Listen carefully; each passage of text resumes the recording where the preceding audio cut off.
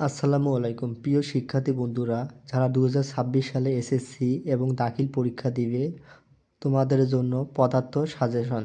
তোমাদের সংক্ষিপ্ত সিলেবাসে পদার্থর অধ্যায় দেওয়া আছে মোট 60টি, অর্থাৎ অধ্যায়গুলোর নাম 2, 3, 7, 10, 8, 1, 4।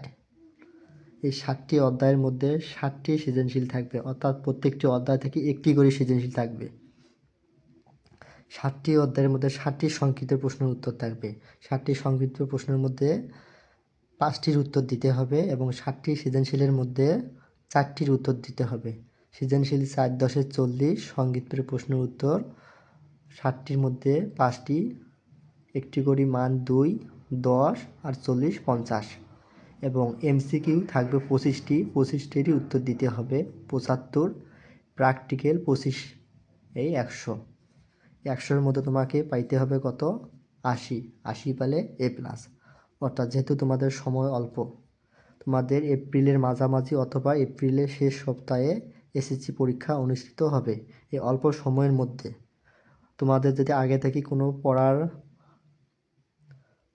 থেকে তোমাদের যদি কয়েকটি অধ্যায় পড়া থাকে এবং তার সাথে এই অল্প সময়ের মধ্যে আরও কয়েকটি অধ্যায় অ্যাড করে নিলে তোমরা কি এই অল্প সময়ের মধ্যে এ প্লাস পাবে।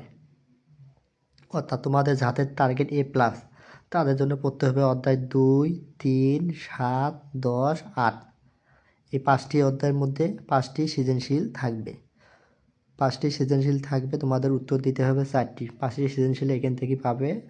পরীক্ষার মধ্যে এই 5টির মধ্যে তোমাদের যে 4টি সহজ সেই 4টির উত্তর দিবে এবং সংক্ষিপ্ত প্রশ্ন যেহেতু থাকবে তোমাদের 5টির উত্তর দিতে হবে। 2, 3, 4, 5, 2, 3, 7, 10, 8, 1। এই 6টি অধ্যায় পড়লে এই 6টি অধ্যায় থেকে 6টি সংক্ষিপ্ত প্রশ্নের উত্তর থাকবে। একটি অপশন হাতে আকারে রাখবেন এবং বাকি 5টির উত্তর দিবেন, যে 5টি তোমার কাছে সহজ মনে হবে। এবং যাদের টার্গেট এ প্লাস তাদের জন্য কি সব, অর্থাৎ 2, 3, 7, 10, 8, 1, 4 এই 60টি অধ্যায়ের এমসিকিউ পড়তে হবে।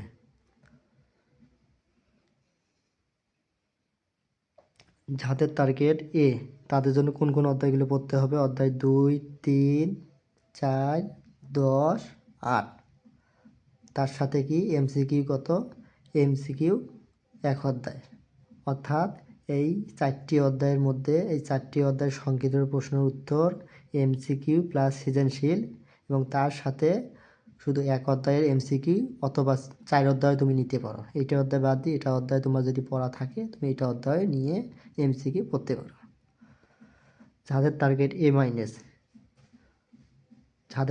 মাইনাস, তারা কি সামনে জানি 60 পেলে এ মাইনাস, 60 থেকে 69-এর মধ্যে পাইলে এ মাইনাস, তারা অধ্যায় 2, 3, কিন্তু 2 আর 3 এই দুইটি অধ্যায়ের মধ্যে মিল আছে পড়ার।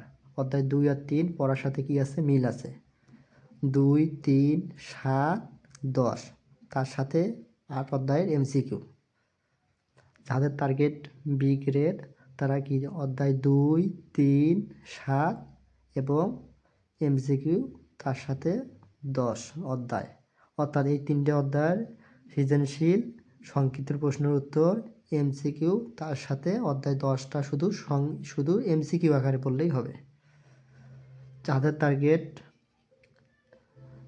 টার্গেট কি সি, তারা কি অধ্যায় 2 আর 3, অধ্যায় 2 আর 3 অধ্যায় 2টে পড়বে এবং 3 অধ্যায় হালকা পাতলা পড়লে হবে এবং 7 অধ্যায় এমসিকিউ পড়লেই এনাফ। আমরা জানি যে সকল সাবজেক্টগুলোর মধ্যে প্র্যাকটিক্যাল আছে সে সকল সাবজেক্টের মধ্যে কখনো কি হয় না, সে সকল সাবজেক্টের মধ্যে কখনো ডিগ্রেড হয় না। কেন ডিগ্রেড হয় না?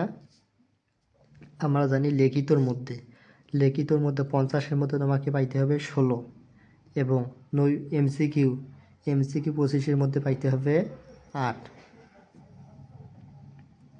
25-এর মধ্যে কত পাইতে হবে? তাহলে 8 আর 6 কত হয়?